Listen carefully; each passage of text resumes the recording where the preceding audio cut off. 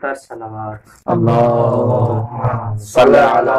محمد و آل محمد۔ برائے ظہور تاجیل امام زمان علیہ السلام بلندتر صلوات۔ اللهم صل علی محمد و آل محمد۔ بسم اللہ الرحمن الرحیم، الحمد للہ رب العالمین والعاقبۃ للمتقین وآلہ الطیبین الطاہرین المعصومین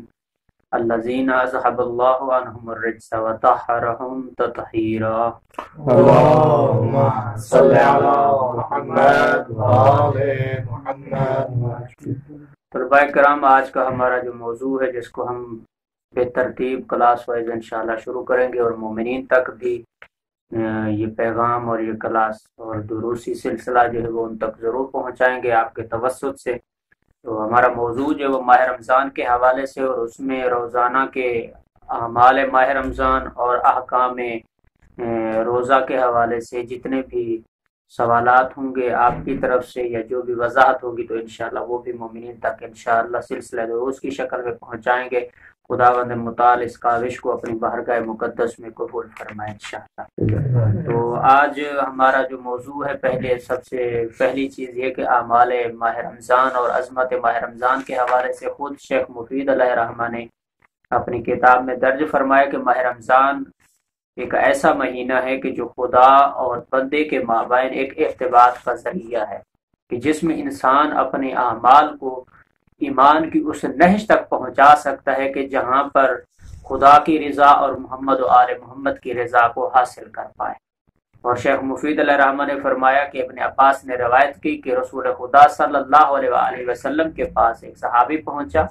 اور کہا، یا رسول اللہ، اس ماہ رمضان کی آپ اتنی عظمت بیان کرتے ہیں، کیا وجہ ہے کہ اس ماہ رمضان کو آپ بہت زیادہ فوقیت دیتے ہیں؟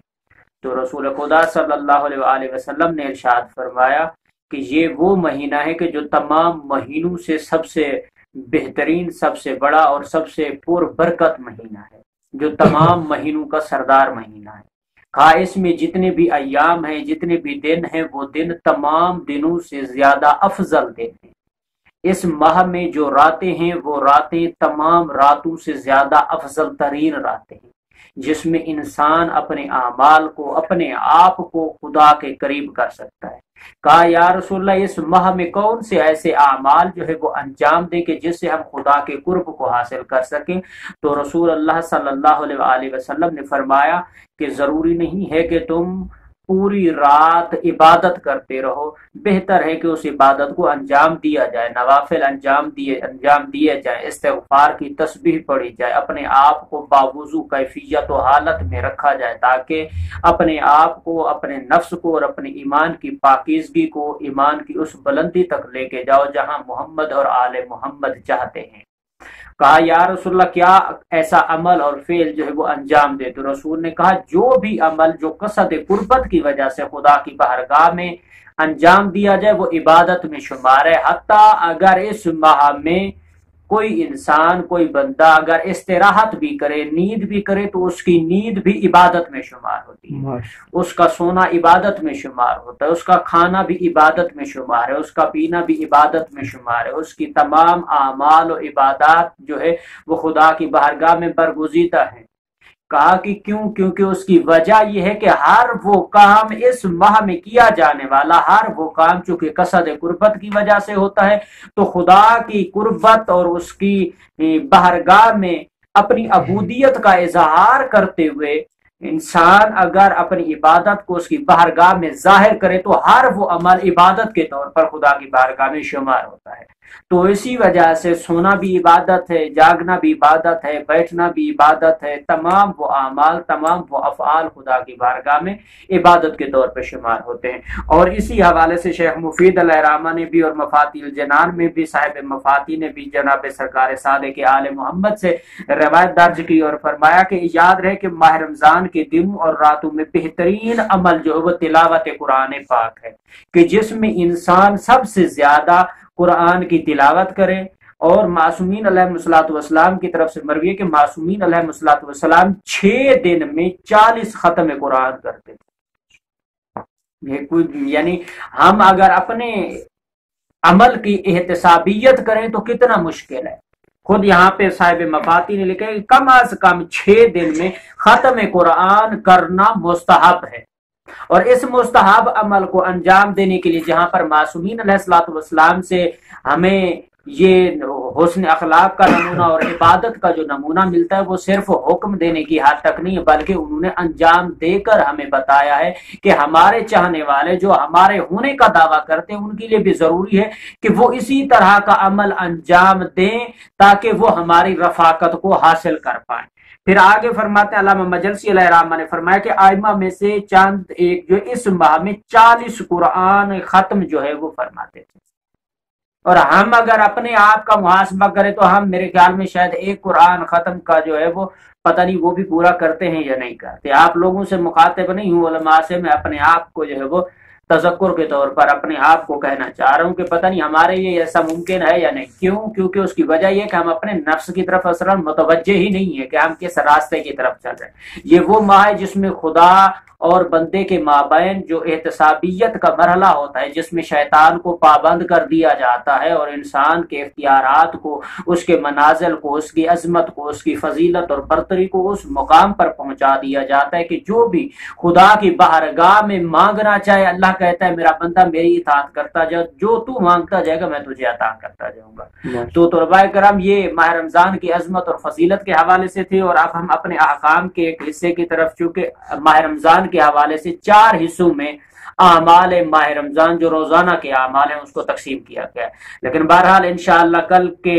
آنے والے درس میں انشاءاللہ ہر ایک حصے کو ہم بالترتیب بسلسلہ انشاءاللہ شروع کریں گے، اور آج کی جو ہماری بحث اور ہمارا جو احکام کے حوالے سے جو سلسلہ ہے اس کو ہم شروع کریں گے۔ اس میں ہماری جو پہلی بحث ہے وہ ہم شروع کرنا چاہیں گے مبطلات روزہ کے حوالے سے، کہ مبطلات روزہ کون کون سے ہیں اور کون سے ایسے فعل افعال جو ہے وہ انجام دیے جائے جس سے روزہ باطل ہو جاتا ہے، مکروہات روزہ کون سے ہیں، اور کون سے وہ لوگ ہیں جن کے اوپر روزہ رکھنا واجب نہیں ہے۔ ان تمام کو انشاءاللہ بے ترتیب ہر درس میں انشاءاللہ وقفاً اور توقفاً انشاءاللہ ہم بیان کرتے رہیں گے۔ صلوات پڑھیں بر محمد و اہل بیت محمد۔ اللهم صل على محمد وآل محمد وعجل فرجهم۔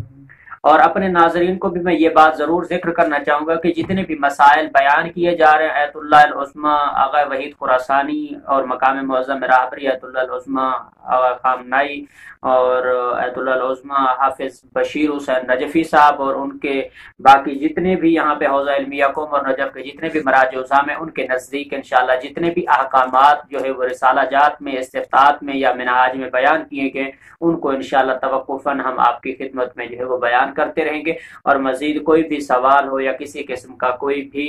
مزید وضاحتی مسئلہ ہو تو اس کو انشاءاللہ آپ ہم تک پہنچا کر اس کے وضاحت جو وہ طلب کر سکتے ہیں۔ تو ناظرین اور طلباء ہم اپنے موضوع کی طرف چلتے ہیں کہ مبطلات روزہ جو ہیں وہ 8 بیان کیے گئے ہیں کہ 8 جو ہیں وہ مبطلات روزہ ہیں۔ اس میں سے پہلی چیز ہے کھانا اور پینا، اور نمبر 2 ہے جماع کرنا۔ یہ جتنے بھی 8 بیان کیے جا رہے ہیں انشاءاللہ ہر ایک کی مفصل تفصیل انشاءاللہ بحث ترتیب کا سلسلہ انشاءاللہ ہم بیان کرتے رہیں گے۔ نمبر 3 ہے کہ استمناء، یعنی مرد اپنے ہاتھ یا کسی دوسرے ذریعے سے جماع کے علاوہ کوئی ایسا فعل کرے جس کے نتیجے میں منی خارج ہو، یا عورتوں میں اس کی کیفیت کا تذکرہ جو ہے وہ آگے والے مسئلوں میں بھی ہم انشاءاللہ بیان کرتے رہیں گے، اور اس کی وضاحت جو ہے وہ ہم ہر مسئلے کی اور ہر جزء کی انشاءاللہ الگ سے بیان کریں گے۔ اور نمبر 4 کہتے ہیں کہ خداوند تعالی اور پیغمبر اکرم حضرت محمد مصطفیٰ صلی اللہ علیہ وآلہ وسلم اور ان کے جانشینوں سے احتیاط واجب کی بنا پر کوئی جھوٹی بات منسوب کرنا بھی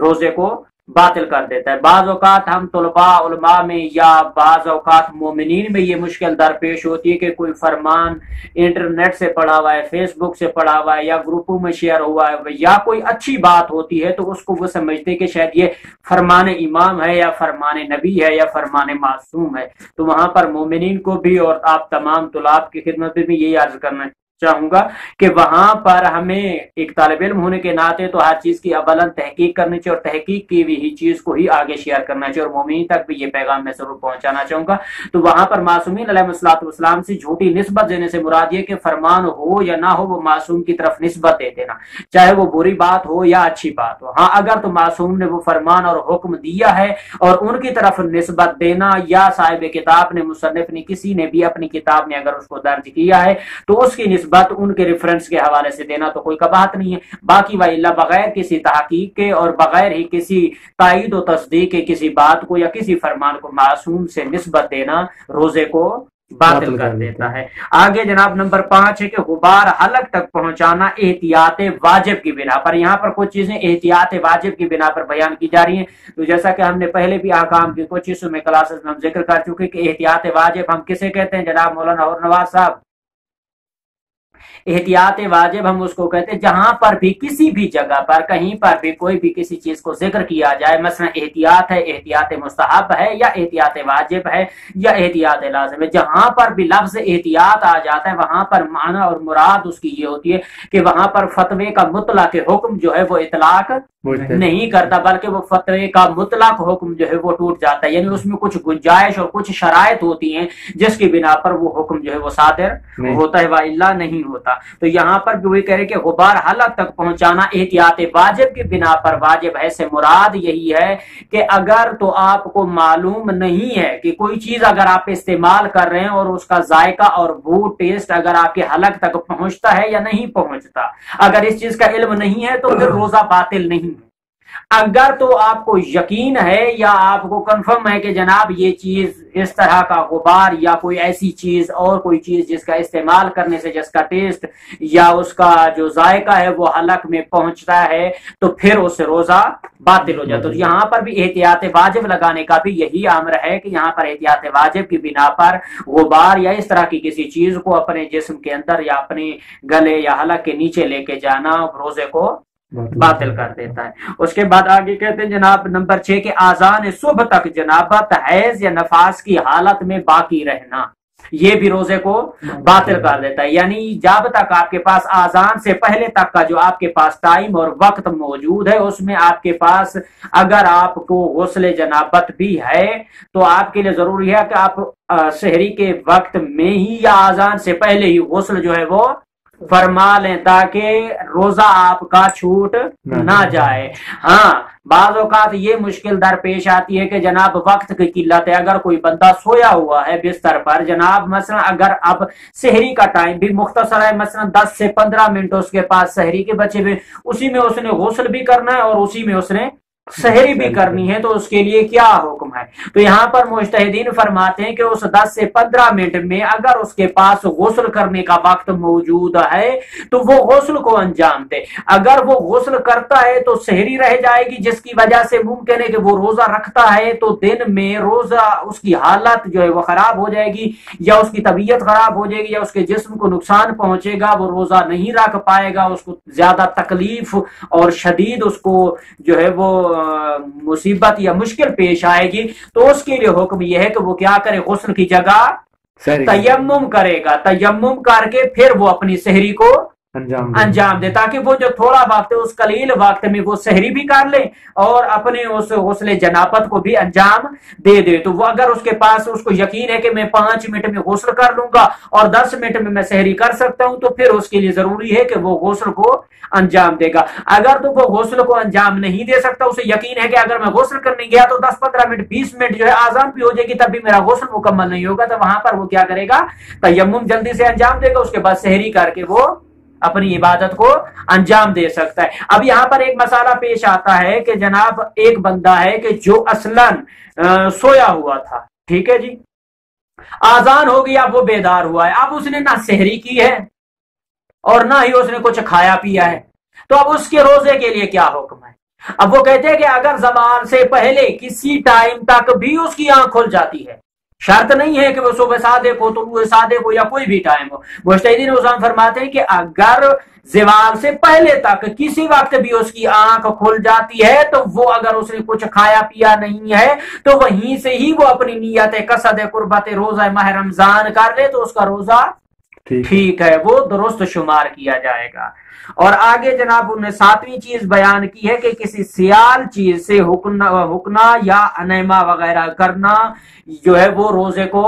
باطل کر دیتا ہے۔ اور 8ویں چیز انہوں نے بیان کی ہے کہ جناب قے کرنا۔ بہرحال یہ جتنی بھی جزیات ہم نے بیان کی، ان میں سے ہر ایک جز کی شکیں اور اس کی وضاحت ہم انشاءاللہ علیحدہ علیحدہ بے ترتیب بیان کرتے رہیں گے۔ لیکن قے کرنے سے مراد یہ کہ یہاں پر بعض اوقات مومنین کہتے ہیں کہ جناب کسی کو الٹی آ گئی تو اس کا روزہ جو ہے وہ باطل ہے، جبکہ روزہ باطل نہیں ہے۔ یہاں پر 2 چیزیں ہیں اور 2 مسئلے الگ الگ ہیں۔ اگر تو کوئی بندہ جان بوجھ کے الٹی کرتا ہے یا منہ میں انگلی ڈالتا ہے یا کوئی ایسی حرکت، کوئی ایسا فعل انجام دیتا ہے کہ جس سے اسے قے آ جاتی ہے، تو وہ وہاں پر روزہ اس کا باطل نہیں، جو اس نے جان بوجھ کر کیا ہے وہاں پر ایک روزے کے بدلے میں کیا کرے گا؟ 4 چیزیں، 4 حکم ہیں۔ جو روزہ باطل کرے گا جان بوجھ کر، وہ کیا کرے گا؟ 4 کام اس نے 4 میں سے کسی ایک کو انجام دینا ہے۔ کیا کرنا ہے؟ یا تو نمبر 1 غلام کو آزاد کرے گا، ایک غلام کو آزاد کرے گا، یا کیا کرے گا جناب 60 فقیروں کو کھانا کھلائے گا۔ نمبر 3 جو ہے وہ کیا کرے گا جناب؟ 1 مد طعام جو تقریباً 3.5 پاؤ یا تقریباً 3.25 کلو یا مختلف جو بہرحال مراجع عظام کے نزدیک جو بھی اختلاف ہے اس کو انشاءاللہ اسی بات میں اس کو مزید جو ہے وہ مشخص کریں گے۔ اور اس کے بعد یا کیا کرے گا کہ 2 مہینے اس ایک روزے کے بدلے میں وہ روزے بھی رکھے گا۔ یہ یہاں پر جو یا استعمال کیا گیا، 4 میں سے کسی ایک کو انجام دینا ہے۔ ٹھیک ہے جی۔ اب جو جان بوجھ کے روزہ کسی کوئی بندہ اپنے روزے کو باطل کرتا ہے تو 2 مہینے کے روزے بھی رکھے گا اور ساتھ میں کفارہ بھی ادا کرے گا۔ اگر تو اس کو جان بوجھ کر اس نے روزہ نہیں توڑا، کسی اور مشکل کی وجہ سے، بیماری کی وجہ سے، تکلیف کی وجہ سے یا جان جانے کی وجہ سے اس کو خدشہ تھا، اس نے روزے کو کھولا توڑا یا کچھ بھی کیا، وہاں پر روزے کے بدلے میں روزے کی قضا تو ہے لیکن کفارہ نہیں ہے۔ لیکن احتیاط مستحب ہے کہ وہ روزے کی قضا بھی کرے گا اور کفارہ بھی ادا کرے گا۔ تو طلباء کرام آپ کا کوئی بھی سوال کسی حوالے سے یا کوئی بھی مسئلہ آپ پوچھنا چاہیں تو انشاءاللہ ہم حاضر خدمت ہیں اور آپ کے کسی بھی سوال کی وضاحت جو ہے وہ بیان کر سکتے ہیں۔ ہاں جی جناب آغا صاحب کوئی سوال آپ کا جناب؟ اگر بندے کو مطلب جناب بدی حالت چھوڑنا ہے، ٹھیک ہے نا، تھوڑا جا ٹائم ہوں تیمم کرتے جنا سحری کی 30 والا فارغ ٹھیک ہے، مطلب کیا ہوں بعد اگر جرا وہ غسل کر سکتے، اگر وہ غسل کرے سی تو کیری بنا تو غسل کرے سی؟ ہاں تو وہ جو غسل وہ جو کرے گا، مثلا صحیح ماشاءاللہ بہترین سوال کیا کہ جناب اگر کوئی بندہ سحری میں اس کو وقت کم ملا ہے لیکن اس کم وقت میں اس نے تیمم کر کے سحری تو کر لی ہے، اب اس نے جب نماز پڑھنی ہے تو کیا وہ غسل کر لے چکے؟ اب تو اس کے پاس وقت موجود ہے۔ تو یہاں پر بزرگان اور علماء فرماتے ہیں کہ اگر آپ کی نماز جو ہے نماز واجب، اگر تو اس کے وقت کے ختم ہونے کا خدشہ ہو تو پھر تیمم کی حالت میں نماز پڑھے گا۔ اگر اس کو لگتا ہے کہ میں اگر غسل کرنے لگ گیا تو پھر نماز صبح کا ٹائم ختم ہو جائے گا، تو اس حالت میں اس کے لیے کیا ہے کہ وہ تیمم کے ساتھ جو اس نے تیمم کیا تھا اس کے ساتھ اگر وہ نماز پڑھتا ہے تو اس کی نماز درست ہے۔ اگر تو وہ تیمم کے ساتھ نماز نہیں پڑھتا، اس کو پتہ ہے کہ میرے پاس وقت موجود ہے، میں غسل کر سکتا ہوں، تو پھر وہ اپنے اطمینان کے لیے اگر وہ غسل کرنا چاہتا ہے تو پھر وہ غسل کر کے نماز انجام دے سکتا ہے، کوئی اس میں کباہت نہیں ہے۔ ہاں جی مولانا طیب صاحب کوئی سوال؟ اگر کوئی شخص سویا ہے روزہ رکھ کے اور دوپہر کے وقت میں منی خارج ہو جاتا ہے تو روزے کا کیا ہے پھر؟ کس وقت میں؟ دوپہر کے وقت سویا ہے دوپہر کے وقت اور نیند میں منی خارج ہو گیا، اگر اختیاری حالت میں خارج ہو جاتی ہے تو اس میں کوئی کباہت نہیں ہے۔ ٹھیک ہے، یعنی جو بھی چیزیں یہ جو ہم نے 8 چیزیں بیان کی ہیں، یہ وہ چیزیں ہیں کہ جس کو آپ جان بوجھ کر کرتے ہیں تو روزہ باطل ہے۔ اگر کوئی ایسا فعل انجام ہو جائے جو اختیاری حالت میں، جیسے قے کرنا ہے، تو وہی شک بیان ہوگی، ہم نے آپ کو پہلے بھی کہا کہ جیسے اگر کوئی جان بوجھ کے الٹی کرتا ہے تو اس نے جان بوجھ کے روزہ توڑا ہے، اگر اس کو اختیاری حالت میں جیسے الٹی آ جاتے تو اس سے روزہ اس کا باطل نہیں ہوتا۔ اسی طرح سے منی کا خارج ہونا یا اس طرح سے کوئی فعل یا افعال انجام دیتا ہے جو کہ اختیاری حالت میں نہیں، جان بوجھ کر نہیں دیتا، خود اس سے خود بخود جو ہے اختیاری حالت میں اگر وہ وقوع پذیر ہو جاتے تو اس سے روزے کے اوپر کوئی اثر نہیں پڑتا، اس کا روزہ جو ہے وہ درست ہے، کوئی اس میں مشکل نہیں ہے۔ اس سے وہ غسل کر کے اپنے آپ آگے جو ہے وہ پاک صاف ہو کر غسل کر کے وہ اپنی نماز کو جو ہے وہ پڑھ سکتا ہے، اسے انجام دے سکتا ہے۔ ہاں جی قبلہ عباس صاحب۔ سلامت۔ ہاں جی محسن شاہ صاحب۔ سلامت رہیں۔ تو طلباء انشاءاللہ کل ہم انشاءاللہ اپنے اگلے درس کی طرف اور اپنے نئے موضوع کے ساتھ اور ماہ رمضان کے نئے اگلے دن کے اعمال کے ساتھ ہم انشاءاللہ آپ لوگوں کے سامنے، ناظرین کے سامنے انشاءاللہ حاضر ہوں گے، اور تمام طلباء کرام کے لیے بھی اور مومنین کے لیے اور دیکھنے والے تمام دوستوں کے لیے دعا گو ہوں کہ مالک کائنات اس ماہ سیام میں ہماری اس عبادت کو، کوشش کاوش کو بھی اپنی بارگاہ مقدس میں قبول فرمائے، اور جتنے بھی طلباء یہاں تشریف فرمائیں خالق کائنات ان کے اعمال کو، ان کی زحمت کو اور ان کے اس مقام پر بیٹھنے کو اپنی عبادت میں